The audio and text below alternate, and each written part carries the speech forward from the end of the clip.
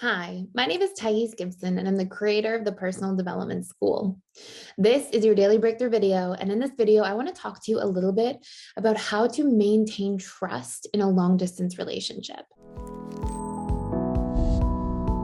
So this can be something that's really challenging for people and often very confusing at times. And what we know about long-distance relationships is it's easier if we have core wounds or fears because of past painful experiences. Because there's distance, wherever there's distance, ambiguity, anything where we just lack clarity, we are more likely, and the subconscious mind specifically is more likely to project its worst case scenario fears onto that lack of clarity. So for example, if you were cheated on in a past relationship and then you are not seeing your partner or a loved one on a regular basis, maybe you see them once or twice a month because you're in a long distance relationship, or maybe even less, then that distance that's there is almost like this ambiguous sort of space. And whatever fears and wounds are unresolved in the relationship to yourself because of past subconscious, basically trauma in some form that's imprinted you, you are likely to project onto that ambiguous space. You're going to be like, oh, well, this person could cheat, or this person could do this, or this person might be dishonest or disloyal, and so number one, whenever we're trying to work through trust in a long distance relationship, the very first step is to find out what has affected us at a subconscious level, what our fears are and why. And what you should understand is that any time you've had an experience of past fears that have really hurt you, maybe you saw different traumas in your family around trust or dishonesty or with close friendships. If those things haven't been reprogrammed and resolved, then they're going to pop up in different ways. And they're going to be the things you accidentally, without meaning to, project onto the present and potential future situations. And it's going to cause fear. So one of the first steps to healing trust in long distance relationships is to do that internal reprogramming work. And we've got lots of different tools on this channel that have to do with reprogramming, and lots of different tools inside of the personal development school that will help you actually understand that we weren't born with these different subconscious patterns and belief mechanisms.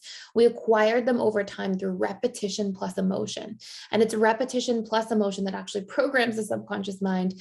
And it is using repetition and emotion to oppose these original beliefs that we have that will help to deprogram. So for example, if I believe I can't trust anybody, how can I balance that out and see, it is possible to trust people. I don't have to believe that I can trust everyone, but I can do some reprogramming work to see, hey, it's possible to trust. I can communicate and pay attention to red flags and work things through.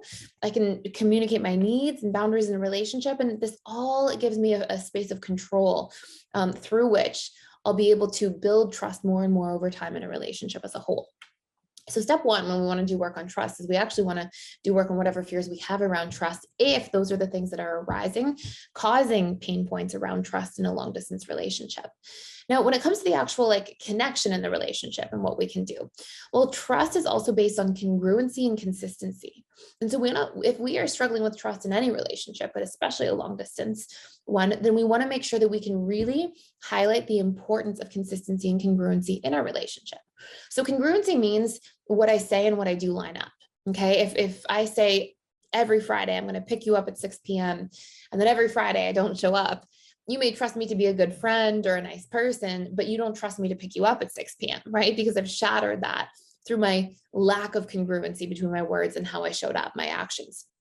So when we can be congruent, so what we say we're going to do, we have a high percentage of the time that we follow through on these things in our relationship to our partner, then we build trust that way, and vice versa. If somebody's following through in a very consistent way with us, then that's congruency. Consistency sort of goes hand in hand with congruency, but it can also just be the consistent patterns in a relationship. Like, do you have a consistency around how often you see one another, around how often you call each other, around texting? Or are there these major inconsistencies where sometimes you talk 3 days in a row and then somebody goes missing for 2 or 3 days at a time, and then kind of comes back online and for a day and then goes missing again? Like, those inconsistencies really wear away at trust.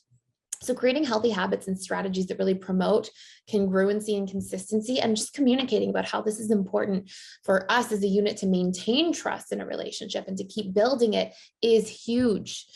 Our next big one is we have to learn the art of taking each other into consideration. And what this means is, think of it this way. If I don't pay any heed to my loved one's feelings and needs and sensitivities and fears, and I just constantly do whatever I want to do and don't think of them and consider them in terms of how my actions affect them, then that will wear away at trust. So trust in three main ways is congruency, consistency, and the ability to consider each other's feelings and needs. And so part of doing this means we pay attention, we check in with each other sometimes. It doesn't have to be like you're walking on eggshells or that you're checking in before you do anything, but just a little bit of regular checking in to say, hey, this is what I'm doing. Are you comfortable with that? You know, it may be I'm going away for a week on a vacation and you're not able to come because it's just with my girlfriends. And what I may do is just say, hey, I'm going away for a week. I want to make sure you're comfortable. I'll make sure I call you once a day and really check in with you and make you feel seen and connected to, right? So that may be if we have somebody who feels insecure when they feel excluded, right? And if I know that about the person, it doesn't mean that I'm trying to solve that problem for them, nor does it mean that I'm trying to like put all of that on them to deal with alone. But this ability for us to kind of meet each other halfway and for me to be mindful, for me to express care, that's a very healthy way of supporting one another in a relationship without any kind of codependency or overextension. So we try to consider ourselves and the other person, and we try to get the other person to be on the same page so we can be mindful of each other's pain points and do small gestures that are our own expression of care for somebody. And hey, you can trust me. I'm going to see you. I'm going to care for you. I'm going to show up for you around the things that are painful for you and that I know and understand. So these are really important counterparts or sort of like pillars of trust in a long distance relationship.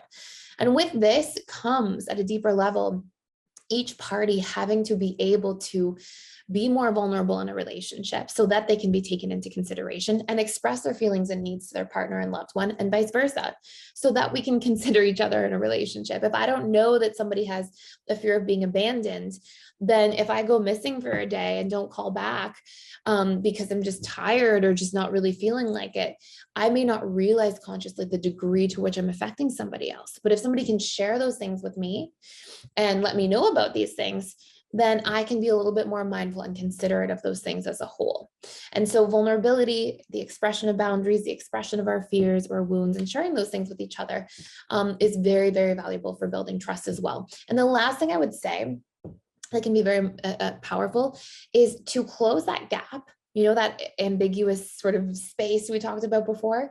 We can close some of that gap by letting somebody into our lives on a more regular basis in terms of what we went throughout the day, like a conversation we had with our boss or the highlight of our day with our coworker or the funny thing that happened at lunchtime or on my drive home, like from work. The more I can share those different things, those different details, it's like you're bringing somebody into your life and you're closing that physical space gap with more emotional closeness, with more inclusion on a daily basis of the details of your life. And so somebody feels like they're there with you. And the less of this seeming distance there is, the less we're going to project our own fears and worst case scenarios onto a relationship overall. So these are some really important things to be mindful of.